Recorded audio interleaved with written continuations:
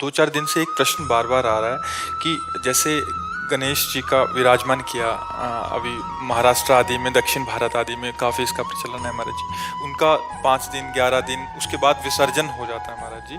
और जैसे माता रानी को भी विराजमान करते हैं या दिवाली आदि पे लक्ष्मी गणेश जी को विराजमान करते हैं तब तक तो ठीक है महाराज जी, खूब सेवा पूजा होती है। बट उसके बाद जब उसका विसर्जन के लिए उसको किसी एक नदी या एक समुद्र या कहीं भी ऐसे तालाब आदि पे करते हैं, वो हाँ, हमको भी एक छोटा सा वीडियो दिखाया था कि जेसीबी के द्वारा मतलब गणेश भगवान की जो मूर्तियां हैं ना, जहाँ विसर्जित की गई थी उनके ऊपर वो जेसीबी से समेट रहा है और ऊपर से जेसीबी के द्वारा ऐसे उनको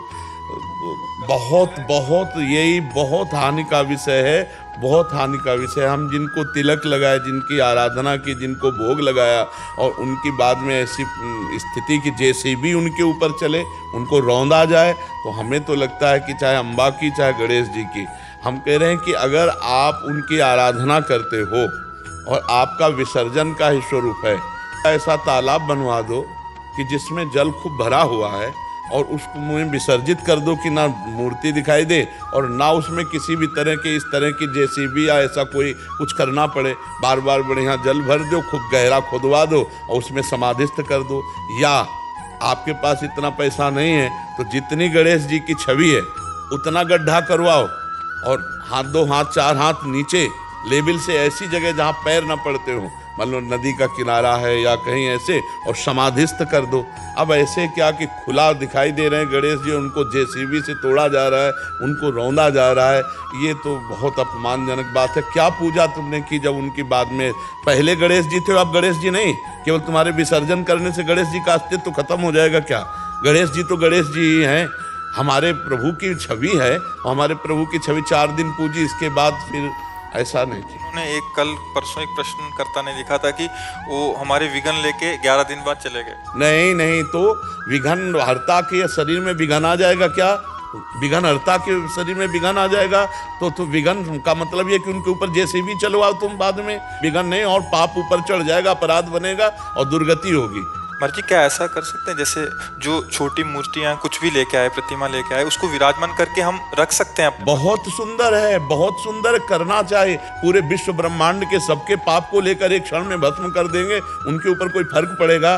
गणेश जी को समझा क्या है, दुर्गा देवी को समझा क्या है, अम्बा को समझा क्या है? जहाँ हजारों मूर्तियां एक दूसरे में ऐसे ऊपर से जेसीबी चल रही, ये तो नहीं ठीक है, ये तो बिल्कुल ठीक नहीं है।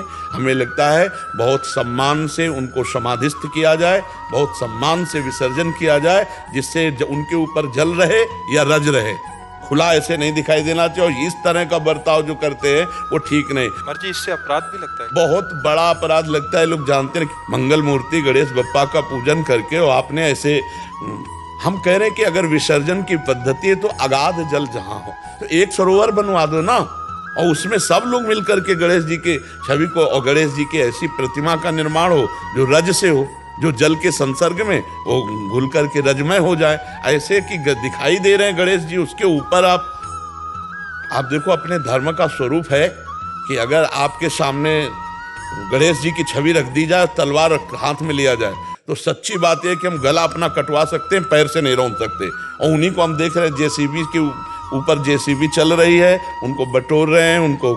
तो ये बहुत मतलब अपराध की बात है, चाहे वो दुर्गा देवी का हो, चाहे लक्ष्मी गणेश जी का हो।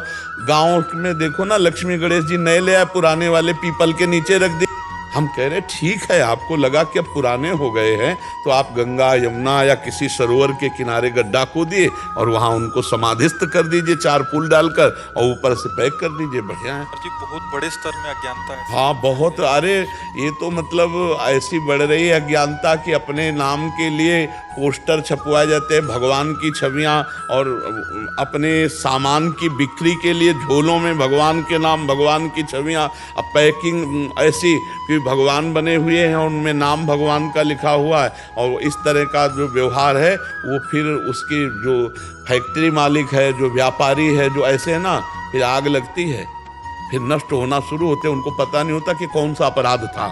अब वहीं भगवान की छवियां बनी हुई हैं, ऐसी झोलों में नहीं आती, ऐसे कार्डों में ऐसे आती हैं, पोस्टरों में ऐसे छप रहे हैं, तो अपने सनातन धर्म की मर्यादा को अपने लोग ही नष्ट कर रहे हैं, फाड़ के फेंक दिया नाली में। तो ये चीज़ें अपनी उपासना, अच्छा जिनको हम सिंहासन में विराजमान किया और उन्हीं को जो हम देखते हैं कि कूड़ा करकट की तरह उनके साथ बर्ताव हो रहा है, तो कैसे कैसे लाभ प्राप्त होगा। हमें तो लगता है उतनी ही मूर्तियों का निर्माण हो जितने का हम सम्मान पूर्वक। अब घर घर आपने पूजा की, उसके बाद एक जगह से फेंक दिया और फिर इस तरह से कबाड़ की तरह उनके साथ व्यवहार किया जाए, ये बहुत अपराध की बात है और ये बहुतायत हो रही।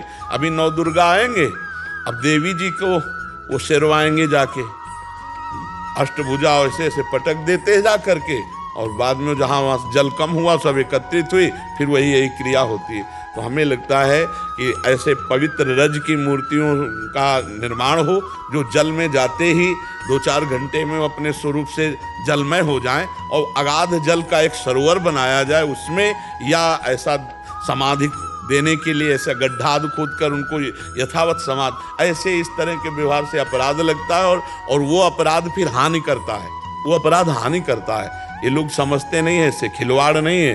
भगवत प्रतिमाओं का अपमान करना खिलवाड़ नहीं है, कोई हम अधर्मी नहीं है, अपने धर्म से युक्त है, तो बहुत सावधानी रखनी चाहिए। महाराज जी, जैसे